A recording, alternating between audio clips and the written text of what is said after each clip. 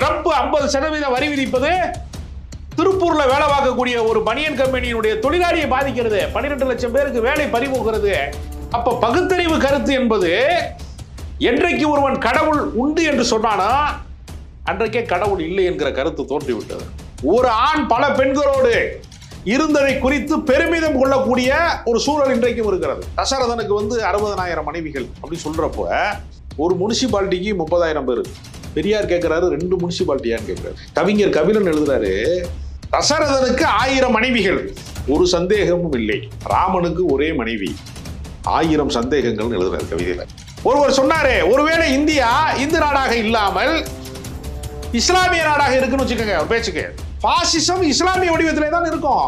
தமிழர்களுக்கு எதிரான ஒரு பெரியார் என்பதை நிலைநிறுத்துவதற்கு போலி தமிழ் தேசியவாதிகள் சீமான் போன்ற அரசியல் அறவேக்காடுகள் அவர் தமிழை காட்டு மராட்டி பாஷைன்னு சொன்னாரு என்றெல்லாம் பரப்புகிறார்கள்.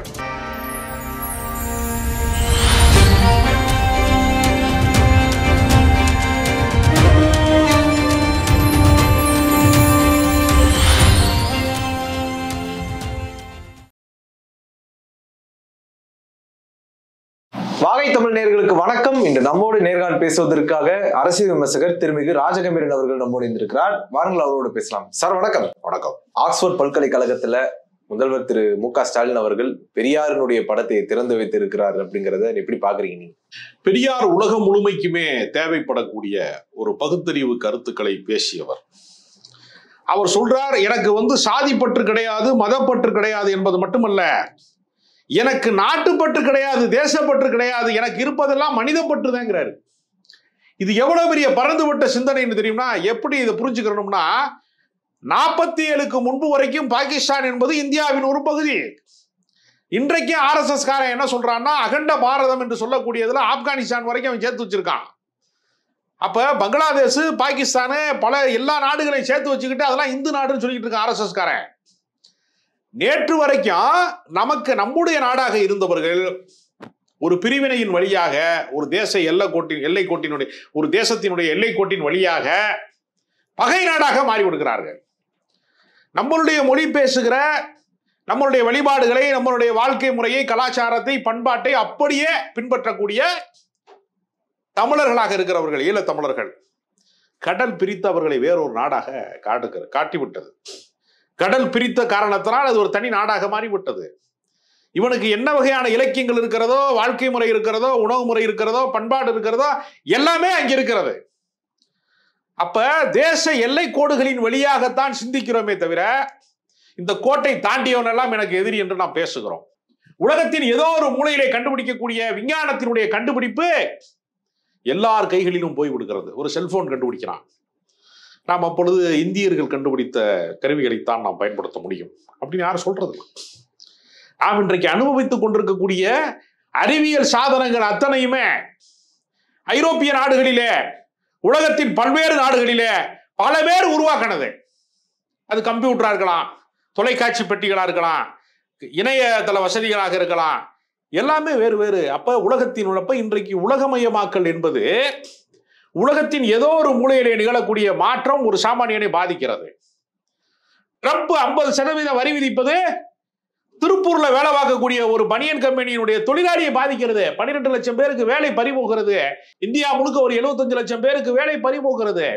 அப்போ உலகத்தினுடைய எந்த மூலையிலே எது நிகழ்ந்தாலும் அது இன்றைக்கு உலகமே ஒரு கிராமமாக சுருங்கி விட்டது என்று சொல்வார்கள். அப்படிப்பட்ட பாதிப்பை அது உண்டாக்குகிறது. அப்ப பகுத்தறிவு கருத்து என்பது என்றைக்கு ஒருவன் கடவுள் உண்டு என்று சொன்னானோ அன்றைக்கே கடவுள் இல்லை என்கிற கருத்து தோன்றிவிட்டது. ஆனால் அது வலிமை பெற்றதா, அமைப்பாக மாறியதா, மக்கள் திரட்சியாக மாறியதா, அது ஒரு கருத்தோட்டமாக மாறியதானா அறிஞர்கள் சபையிலே அது இருந்தது. மாற்று கருத்தை பேசுகிற முறை என்பது பகுத்தறிவு கருத்தை பெரியார் தான் அரசியல் மயமாக்கினார். ஆனால் அதற்கு முன்பு அந்த கருத்து இருந்ததா என்று கேட்டால் சித்தர்கள் ஆன்மீகத்துக்கு உள்ளேயே இருந்து கொண்டு நட்டகல்லை தெய்வம் என்று நம்புவதற்கு இல்லை, நட்டகல்லும் பேசுமோ நாதனுள் இருக்கையில் என்று சொன்னதாக இருந்தாலும் சரி, பணத்தியாவது ஏதடா, பறைச்சியாவது ஏதடா, எலும்பிலே தோளிலே இலக்கமிட்டு இருக்குதோ என்று சித்தர் பாடல் சொன்னதாக இருக்கட்டும், பார்ப்பன பெண் தருகிற சுகத்திற்கும் நீ பட்டியலின சமூகத்தில் இருக்கக்கூடிய பெண் தருகிற சுகத்திற்கும் சுகத்திலே வேறுபாடு கிடையாது எலும்பிலும் தோளிலும் எந்த வித்தியாசமும் கிடையாது, எல்லாருமே மனித பிறவிதான் என்று சொல்வதை கடவுளின் பெயரால் அவர்கள் சொல்லி இருக்கிறார்கள். கடவுளை மறுத்துவிட்டு பெரியார் சொல்லி இருக்கிறார். இந்த மரபு தமிழ்நாட்டிலே மிக நீண்ட காலமாக சித்தர்கள் மரபு, வள்ளலாரினுடைய மரபு, இதனுடைய தொடர்ச்சி இங்கே இருந்த காரணத்தினாலே தான் பெரியாரை தமிழர்களால் புரிந்து கொள்ள முடிந்தது. பெரியாரினுடைய கடவுள் மறுப்பு கருத்தை ஒரு எதிர்மறை சிந்தனையாக தமிழர்கள் ஏற்காமல், நம்முடைய வீட்டில் ஒரு வயசான அப்பா இருக்கிறாரு, தகப்பா இருக்கிறாரு, வயதான தாத்தா இருக்கிறாரு, அவர் நம்மை நம்ம நல்லா இருக்கணுங்கிறதுக்காக கண்டிப்பதற்காக திட்டுகிறார்ல, அதை போலத்தான் அவருடைய விமர்சனங்களை அவர்கள் புரிந்து கொண்டார்கள். ஆனால் இன்றைக்கு சில தற்கூறிகள், அரசியலினுடைய தற்கூறிகள் தமிழர்களுக்கு எதிரான ஒரு பெரியார் என்பதை நிலைநிறுத்துவதற்கு போலி தமிழ் தேசியவாதிகள், சீமான் போன்ற அரசியல் அறவேக்காடுகள் அவர் தமிழை காட்டு மராண்டி பாஷைன்னு சொன்னாரு என்றெல்லாம் பரப்புகிறார்கள். ஆனால் உண்மை என்ன? தமிழ் பழமையான மொழி என்று சொல்வதோ காட்டு மராண்டி பாஷை என்பது ஒன்றுதானே. நம்முடைய தமிழ் இலக்கியத்திலே அறிவியல் கோட்பாடுகள் இருக்கிறதா? இல்ல. எல்லாமே சமயத்தை பற்றி, வர்ணனைகளை பற்றி, பெண்ணை குறித்த அங்கங்களை வர்ணிக்கிற முறைகளை குறித்து இப்படித்தான் இருக்கிறது. அதெல்லாம் பக்தி இலக்கியங்கள் வந்ததுக்கு அப்புறம் தானே அப்படி இருந்துச்சு. அதுக்கு முன்னாடி இந்த தமிழ் நல்லா தானே யோசிச்சான். இல்லைங்க, யாதும் ஊரே யாவரும் கேளீர் மாதிரியான மகத்தான சமத்துவ சிந்தனைகளும் தமிழ் இலக்கியத்தில் இருக்கிறது. ஆனால் அவர் என்ன சொல்றாருன்னா, நம்மளை உயர்த்துவதற்கான அறிவியல் அதிலே வேண்டும், அறிவியல் தமிழ் வேண்டும் என்பது பின்னாளிலே பல பேர் ஆராய்ச்சி செய்தார்கள். மனவே முசா போன்றவர்கள் எல்லாம் அறிவியல் தமிழிலே ஆய்வுக்கு உட்படுத்தினார்கள். குலோத்துங்கன் என்கிற கவிஞர் ஒருத்தர் இருந்தார். அறிவியல் பாடல்களை எல்லாம், அறிவியல் சிந்தனைகளை எல்லாம் பல பேர் சொன்னாங்க. இன்றைக்கு இஸ்ரோவிலே விஞ்ஞானிகள் வந்ததிலே இருந்து பல பேர் தோன்றியதற்கு பின்பு இன்றைக்கு அறிவியல் வளர்ச்சி, அறிவியலோடு தமிழும் சேர்ந்து வளர்ந்திருக்கிறது. ஆனால் இதையெல்லாம் ஒரு 50 ஆண்டுகளுக்கு முன்பு சிந்திக்கவே முடியாத காலத்துல, பெரியார் மறைந்த 50 ஆண்டு காலம் ஆகிவிட்டது. இதையெல்லாம் ஒரு 100 ஆண்டுக்கு முன்பு சிந்திக்கக்கூடிய ஒரு சிந்தனை அவருக்கு இருந்திருக்கிறது. பெண் ஏன் அடிமையானால் என்கிற புத்தகத்தை இப்போது படித்து பார்த்தாலும் இன்றைக்கும் தமிழ்நாட்டிலே இருக்கக்கூடியவர்கள் மட்டுமல்ல, உலகம் முழுக்க இருக்கக்கூடிய பெண்களினுடைய பிரச்சனைகள் அதில் விவாதிக்கப்படுகிறது. சாதாரணமா பெரியார் சொல்றாரு, சாதாரணமா ஆணுக்கு பெண்ணுக்குள்ள வித்தியாசத்தை அவர் சொல்றாரு. பாரதியார் கூட கவிதையில சொல்லுவாரு, கற்பு நிலை என்று சொல்ல வந்தால் இரு கட்சிக்கும் அதை பொதுவில் வைப்போம். அப்படித்தான் அவரால் சொல்ல முடியும், பொதுப்படையா சொல்ல முடியும். கற்பு நிலை என்று சொல்ல வந்தால் இரு கட்சிக்கும் அதை பொதுவில் வைப்போம், அப்படிலாம் அவர் சொல்ல முடியும். ஆனா ரெண்டுக்குமான வேறுபாடு என்னன்னு பெரியார் சொல்றாரு. ஒரு ஆண் பல பெண்களோடு இருந்ததை குறித்து பெருமிதம் கொள்ளக்கூடிய ஒரு சூழல் இன்றைக்கும் இருக்கிறது. தசரதனுக்கு 60,000 மனைவிகள் அப்படி சொல்றப்ப ஒரு முனிசிபாலிட்டிக்கு 30,000 பேர். பெரியார் கேட்கிறாரு, 2 முனிசிபாலிட்டியான்னு கேட்கிறாரு. ஒரு தனி மனிதனுக்கு எல்லாத்தையும் சுத்தி வந்தாலே எத்தனை வருடம் ஆகும்? 60,000 பேர், 60,000 பொண்டாட்டி ஒருத்தனுக்கு இருக்குன்னா ஒரு மகாராஜாவுக்கு அவன் சுத்தி ஒருத்தரையா பார்த்துட்டு வர்றதுக்குள்ள அவனுக்கு எத்தனை வயசு கூடி போயிடும்? இது நடைமுறைக்கு சாத்தியமான விஷயமா? கவிஞர் கபிலன் எழுதுறாரு, தசரதனுக்கு 1000 மனைவிகள், ஒரு சந்தேகமும் இல்லை. ராமனுக்கு ஒரே மனைவி, 1000 சந்தேகங்கள் எழுதுறாரு கவிதையில. அப்ப நம்மளுடைய இலக்கியத்தின் வழியாக, புராணங்களின் வழியாக எதையெல்லாம் கற்பித்திருக்கிறான், எத்தகைய மூட நம்பிக்கைகளை நமக்கு கற்பித்திருக்கிறான் என்பது குறித்து உரையாடுவதற்குல உலகத்துல தேவ தூதர்கள், இறை தூதர்கள், தீர்க்கதரிசிகள், கடவுளின் குமாரர்கள் என்றெல்லாம் சொல்லிக் கொண்டிருக்கிற வரலாறை நம்ம பார்த்திருக்கோம். எல்லாரும் என்ன சொல்றாங்க? என்னை பின்பற்று, ஃபாலோ மீ. யாரா இருந்தாலும் சரி, நான் திரைப்பட துறையில வேலை பார்த்தவன், உதவி இயக்குனரா என்ன சொல்லுவான், என்கிட்ட இருக்க ஒரு டைரக்டர் சொன்னா, நீ என்னை ஃபாலோ பண்ண மாட்டேங்கிற அப்படின்னா. உலகத்தில் இருக்கிற எல்லாருமே என்னை பின்பற்ற வேண்டும் என்று விரும்புகிறார்கள்.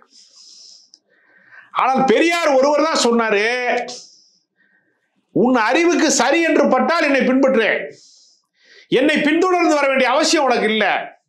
நானே சொன்னாலும் உன்னுடைய புத்திக்கு சரி என்று பட்டதை மட்டும் ஏற்றுக்கொள் என்று சொல்லக்கூடிய தைரியம் பெரியாருக்கு இருந்தது. பெரியார் எடுத்த எடுப்பிலேயே அவரை வெறும் கடவுள் மறுப்பாளராக காட்டுவதே ஒரு சூழ்ச்சி.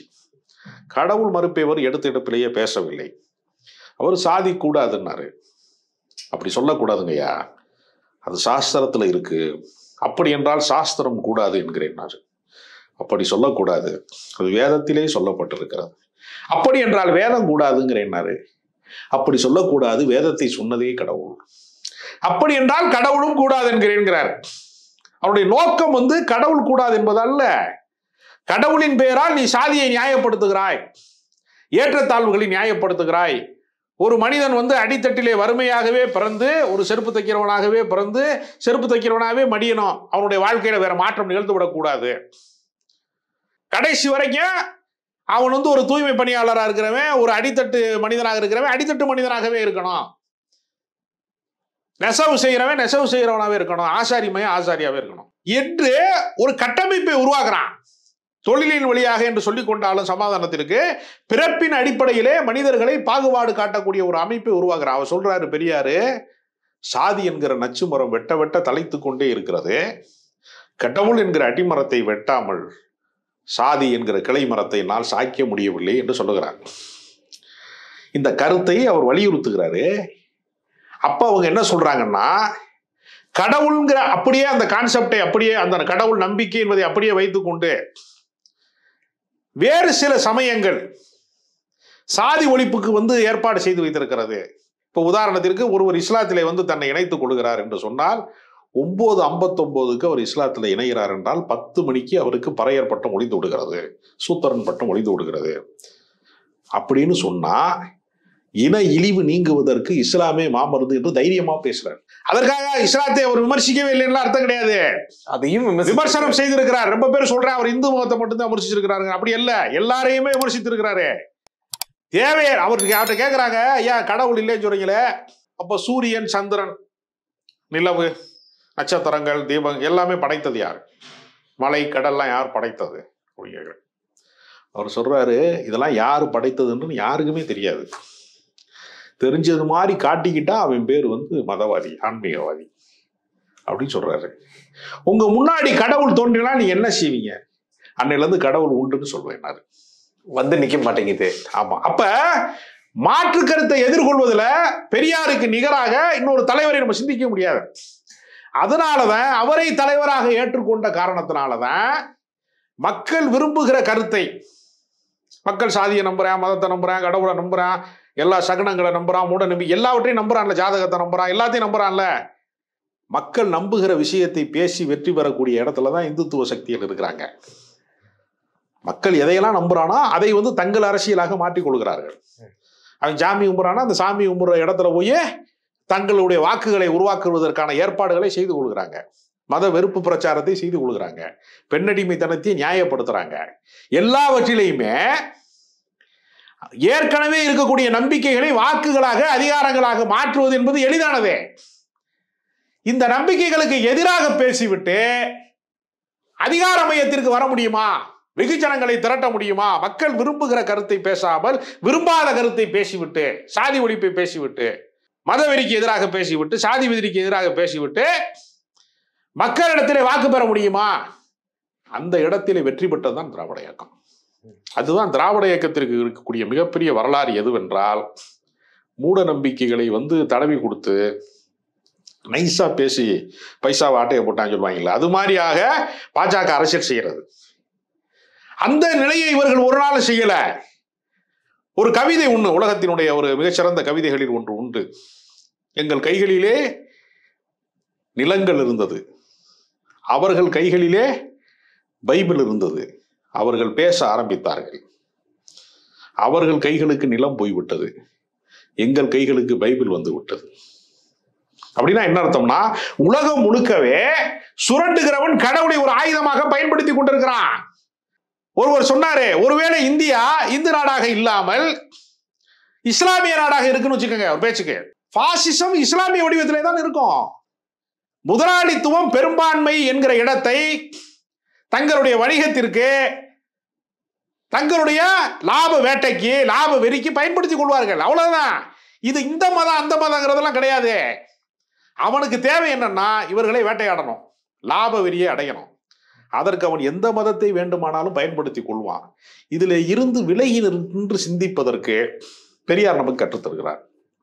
இதுதான் தமிழ்நாட்டிலே வந்து ஏன் அமித்ஷா வந்தாலும், மோடி வந்தாலும், வாஜ்பாய் வந்தாலும், அத்வானி வந்தாலும், யார் வந்தாலும் இந்த தமிழ் நிலத்தை ஏன் மதவாதத்தினுடைய போக்கிற்குள்ளே மாற்ற முடியவில்லை என்று சொன்னால், நம்மளுடைய அரசியல் முன்னோர்கள் நமக்கு கற்றுத்தந்த தத்துவம். திமுகவினுடைய பொதுக்கூட்டங்கள் என்பது மாலை நேரத்தின் பல்கலைக்கழகங்கள் என்று அண்ணா சொன்னார்.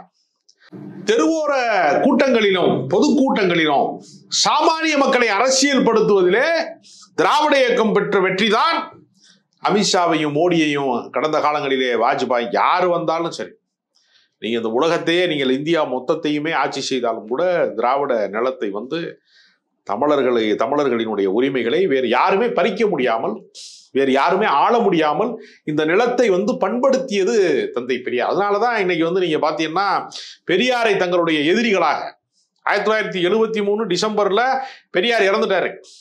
பெரியார் இறந்து அரை நூற்றாண்டு கடந்ததற்கு பின்பும் கூட இன்னும் அவர் உயிரோடு இருக்கிற எதிரியை போலவே அவரை தாக்குவதற்கு இன்றைக்குங்க வந்து அவருடைய சிலையை உடைப்பவர்கள், அதற்கு வந்து செருப்பு மாலை போடுறவங்க, இன்னைக்கு வந்து சீமான் மாதிரி கூலிப்படையாக இருந்து கொண்டு வந்து குறைப்பவர்கள் என்று பல வேட்டை நாய்கள் இன்றைக்கும் அலைந்து கொண்டிருப்பதற்கு பின்னால் பெரியார் ஒரு அழிக்க முடியாத ஆற்றலாக, அறிவாற்றலாக இருக்கிறார், அறிவாசானாக இருக்கிறார். இது வந்து ஆயுதத்தை தூக்க சொல்வது வந்து எளிது, யார் வேண்டுமானாலும் ஆயுதத்தை தூக்க சொல்லலாம். அறிவாயுதத்தை நம் கைகளிலே தந்தவர் தந்தை பெரியார். ஆனா நீங்க சொல்லக்கூடியதெல்லாம் பெரியார் காலத்துல இருந்தது, அண்ணா காலத்துல இருந்தது, கலைஞர் காலத்துல இருந்தது. திராவிட இயக்கத்தை நல்லா வழிநடத்தி கொண்டு போயிட்டு இருந்தது பெரியாருக்கு அப்புறம் அண்ணா, கலைஞர் அப்படின்னு எல்லாரும் நல்லபடியா கொண்டு போயிட்டு இருந்தாங்க. இன்னைக்கு 3 தலைகளுமே இல்லை அப்படிங்கிறப்ப இந்த திராவிட இயக்கத்தினுடைய செயல்பாடுகள் வந்து மட்டுப்பட்டுருச்சோ, ஒருவேளை குறைஞ்சிருச்சோ அப்படின்னு பார்க்க தோணுது. ஏன்னா கோயில்களுக்குள்ள இன்னைக்கு காவி கொடிகள் கட்டிட்டு இருக்கிறாங்க. சம்பந்தமே இல்லாத பஜ்ரங் தள், விஹெச்பி, இந்து முன்னணி போன்றவர்கள்லாம் கோயில்ல கொடி கட்டிட்டு இருக்கிறாங்க. அப்ப அப்படி இருக்கையில வந்து பெரியார் இயக்கங்களுடைய வளர்ச்சி அப்படின்னு பார்த்தா கொஞ்சம் சிறுமையா தானே தெரியுது. அதை எப்படி பாக்குறீங்க? இல்ல, எப்பொழுதுமே சிந்திப்பவர்கள் என்பவர்கள் வந்து ஒரு குறைவான கூட்டம் தான். அவர்கள் வழிநடத்த வேண்டும். அவர்களை பின்பற்றுகிறவர்கள் வந்து, அதாவது மதத்தை அரசியலிலிருந்து பிரித்து பார்ப்பதற்கு தமிழர்களுக்கு தெரியல. அந்த வாய்ப்பை அவர்கள் உருவாக்கியிருக்கார். நீங்க பொது வாழ்க்கை என்று வருகிற போது இந்திய விடுதலை போராட்டத்திலே வந்து எல்லாரும் வந்து பெரிய அளவிலே வந்து எழுச்சி பெற்றதாக நம்ம வரலாற்றை படிக்கிறோம்ல. நீங்க பகத்சிங்ல இருந்து சுபாஷ் சந்திர போஸ், மகாத்மா காந்திலாம் பார்க்குறோம்ல.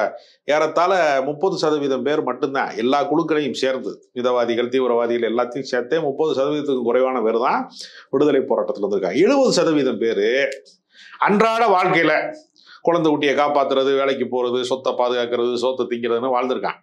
எல்லா காலகட்டத்திலையுமே பெரும்பான்மை மக்கள் வந்து அன்றாட வாழ்க்கையினுடைய அந்த சுழற்சிக்குள்ளதான் இருப்பாங்க. கொள்கையாளர்கள் என்பவர்கள் எப்பொழுதுமே குறைந்தவர்கள் தான். நம்ம வந்து ஒருவான சோத்துக்கு ஒரு சோறு பதம் மாதிரி தான் மாற்று கருத்து என்பது.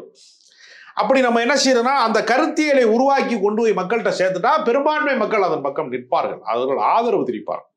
இது ஒரு அறம் சார்ந்த அரசியல், இது ஒரு சரியான அரசியல் என்பதற்கு அவங்க ஆதரவு தெரிவிப்பாங்க. அதனால எண்ணிக்கை அடிப்படையில் அல்ல, எண்ணங்கள் அடிப்படையில தான். அறிவு தளத்துல வந்து மூட நம்பிக்கையாளர்கள் புகுந்து விளையாடுறது மாதிரிலாம் அறிவு தளத்துல நம்ம வந்து தாக்கத்தை ஏற்படுத்த முடியாது. பிள்ளையார் பால் குடிக்கிறாருன்னு ஒரு சாமியார் கிளப்பி விட்டா கூட்டம் கூட்டமா போய் புத்து கோயிலுக்கு போறேன்னு கிளம்புவாங்க. நீங்க வந்து அத்திவரதரை பார்ப்பதற்கு கிளம்புவாங்க. எல்லா இடங்களிலேயுமே பக்திக்கு ஆள் திரட்டுவது மாதிரி பகுத்தறிவுக்கு ஆள் திரட்ட முடியாது. ஆனாலும் தமிழ்நாட்டிலே ஓரளவுக்கு விழிப்புணர்வு இருக்கிறது. இன்றைய தலைமுறை வந்து பொதுக்கூட்டங்களின் வழியாக கற்றுக்கொள்ளாமல் அதை சமூக வலைதளங்களின் வழியாக, சோசியல் மீடியாவின் வழியாக பெரியாரை, அம்பேத்கரை, கார்ல் மார்க்ஸை புரிந்து கொள்கிறார்கள் இந்த தலைமுறையில. அதனால தளம் மாறி இருக்கிறது, களமும் இன்றைக்கு மாறி இருக்கிறது. உலகமயமாக்கல், கார்ப்பரேட் அரசியல் வந்திருக்கிறது. எல்லாத்தையும் தாண்டி சமூக நீதிக்கான போராட்டம் என்பது தொடர்ந்து கொண்டேதான் இருக்கும். ஒரு புறத்தோற்றத்துல நம்ம வந்து குறைவானவர்கள் அப்படின்னு நம்ம வந்து கருத முடியாது. ஏன்னா அறிவுடையவனாக இருக்கிறவன் வந்து, நான் எண்ணிக்கையை சொல்லல, செயல்பாடு அளவுல குறைபாடு இருக்குதோ அப்படிங்கிற ஒரு கேள்வி. அது வந்து எப்பொழுதுமே நமக்கு இருக்கக்கூடிய ஒரு இது. அதாவது இப்ப நீங்க வந்து மொத்தமாக இப்ப வந்து புனித பயணம் போறவங்க லட்சக்கணக்கான பேர் வந்து ஒரு கூட்டத்துல வந்து இப்ப மக்காவை சுத்தி வந்து ஒரு பெரும் கூட்டம் கூடுவாங்க, வந்து காசி ராமேஸ்வரத்துல கூடுவாங்க. அந்த மாதிரி வந்து லட்சக்கணக்கான மக்களை வந்து திரட்டுவது என்பது இருக்கு இல்லையா, அது வந்து பகுத்தறிவாளர்கள் கூட்டத்திற்கு பொறுத்தார். நம்பிக்கையாளர்கள் அந்த நம்பிக்கையின், இறை நம்பிக்கையின் வழியாக கூடுகிற கூட்டத்தை வந்து பகுத்தறிவாளர்கள் வந்து கூட்டுவது என்பது வந்து எப்பொழுதுமே வந்து அந்த எண்ணிக்கையோடு ஒப்பிட முடியாது. ஆனால் வந்து சிந்திக்கிறவர்கள் என்பவர்கள் எப்பொழுதுமே சமூகத்தை வழிநடத்தக்கூடியவர்களாகத்தான் வந்து எப்போதுமே இருந்திருக்கிறாங்க. ஒரு திருக்குறள் தமிழகத்திற்கு வந்து வழிகாட்டக்கூடியதாக இருக்கலாம். ஒரு மார்க்சியம் வந்து உலக தொழிலாளர்களுக்கான ஒரு அறைகூவலை வந்து போராட்டத்திற்கான களத்தை அது தயாரிக்குதுல. அதனால இந்த உலகத்துல வந்து துப்பாக்கிகள் தடை செய்யப்பட்டதில்லை, ஆனால் புத்தகங்கள் தடை செய்யப்பட்டிருக்கிறது. எனவே கருத்துக்கள் தான் நமக்கான ஆயுதங்கள். அதனால அதை பார்த்து நம்ம வந்து அச்சப்பட வேண்டிய அவசியம் இல்லை. மக்கள் நமக்கான ஆதரவை வந்து தொடர்ந்து தருவாங்க. அதற்கான செயல்பாட்டாளர்களை, அடுத்த தலைமுறை சார்ந்த செயல் வீரர்களை, பெரியாரின் பெருந்தொண்டர்களை உருவாக்க வேண்டிய பொறுப்பு அனைவருக்கும் இருக்கிறோம். உங்களுடைய நேரத்தை ஒதுக்கி எங்களோட கருத்துக்களை பார்த்தமைக்கு நன்றி சார்.